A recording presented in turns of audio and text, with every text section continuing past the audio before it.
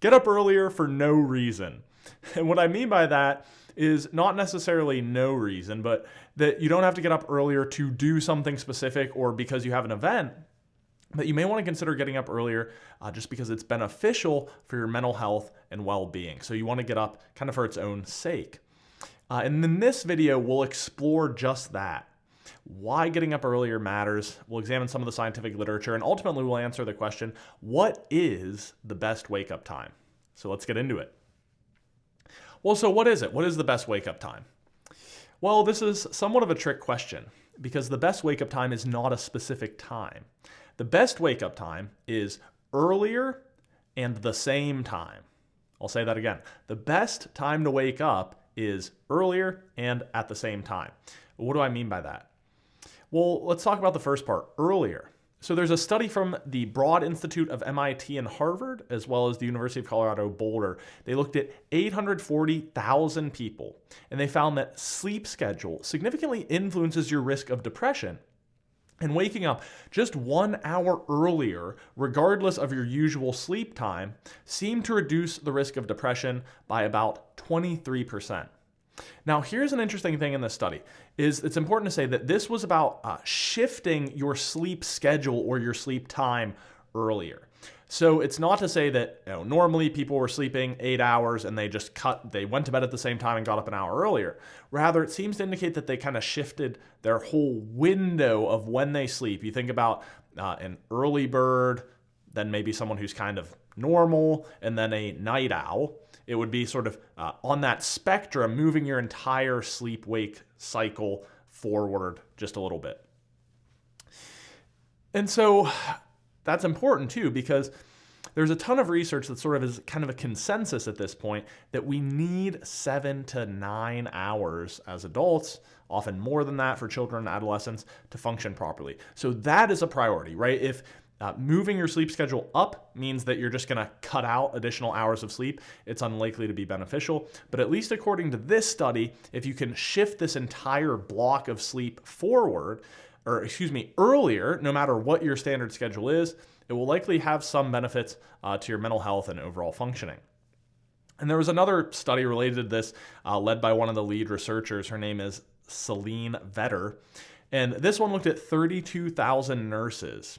And it showed that early riser types were 27% less likely to develop depression over the course of 4 years. And so it's important to understand that this idea of being kind of an early riser or an early bird versus a night owl or I don't know what the other term is for that, right? A night owl. It's partially genetic. And so they estimate that maybe like this sort of disposition is about 1/3 genetic. But things like your exposure to light and then, of course, your just behavioral schedule influences that sleep pattern as well. So that's the first part, right? Is it seems to indicate from 2 of these studies with fairly large sample sizes that the best time to wake up is simply earlier. So I'm not going to say a set time specifically because these studies didn't look at a set time specifically. They looked at more of a tendency or an archetype, or in this case, actually interesting little bit here from the research, is called a chronotype. So a chronotype refers to your kind of style. Are you a morning person? Are you kind of in the middle? Or are you a night person or a late riser? So to put a bow on that, I think it's also worth using some level of discretion here, that if you're already getting up at maybe 5, maybe you don't need to move to 4 a.m., but generally speaking, trying to shift your schedule a little bit earlier than you might normally. I also advise, though, the second part of this, was I said the best wake-up time is earlier and the same time. So this is something that both leading sleep scientist Matthew Walker, as well as now fairly famous neuroscientist Andrew Huberman, talk about. And the reason that waking up at the same time is so important is it has to do with circadian rhythm. So both of these gentlemen advise that even if you have to kind of stay up late or something weird happens or your schedule's all thrown off, that you should actually get up at the same time you usually do. Or interestingly, I actually saw a resource, one of the tools recommended by Andrew Huberman, that was if your weekend schedule kind of throws you off and you're coming back into Monday, you may even consider getting up 30 minutes earlier than usual, doing a cold shower or some sort of cold exposure, and then at least 10 minutes of cardiovascular exercise, and then proceeding with your day as usual, and that helps to kind of reset the circadian rhythm. But the circadian rhythm is essential because it is the underlying pattern, so to speak, or timing, or rhythm as the name implies, that underlies our sleep-wake cycles and many other elements of our cognitive focus and our overall health. And so it's important to establish kind of a tight rhythm, so to speak, or a consistent rhythm, because when you're getting up at the same time every day, not only does it just help you to be more consistent with your wake up and then have an easier time falling asleep and have higher quality sleep, but it also helps regulate your hormones and all these other internal biological rhythms and reaction that are going on throughout the day. And it's going to help to optimize them when you have that consistent starting time to your day. And of course, like I said, it's really essential for sleep hygiene to keep that set pattern and that set rhythm. And of course, sleep hygiene relates to sleep quality and how much you sleep, which is probably the number one pillar when it comes to your overall mental and physical health.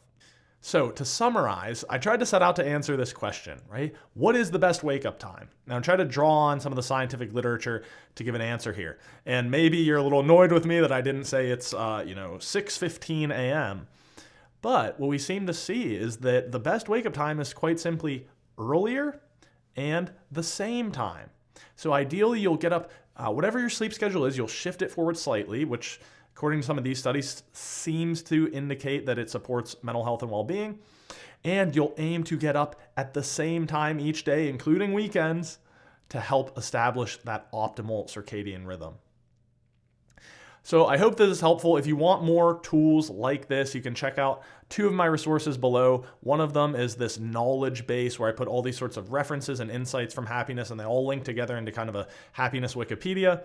The other one is where I publish tools and resources, my blog, studyhappiness.blog. You can also watch this video here if you'd like. It's the one that the magical elves at YouTube think is best for you. And that's all for today. So I hope you enjoyed this video. My name's Jackson Kirchis. I'm your happiness nerd, and I'll see you next time.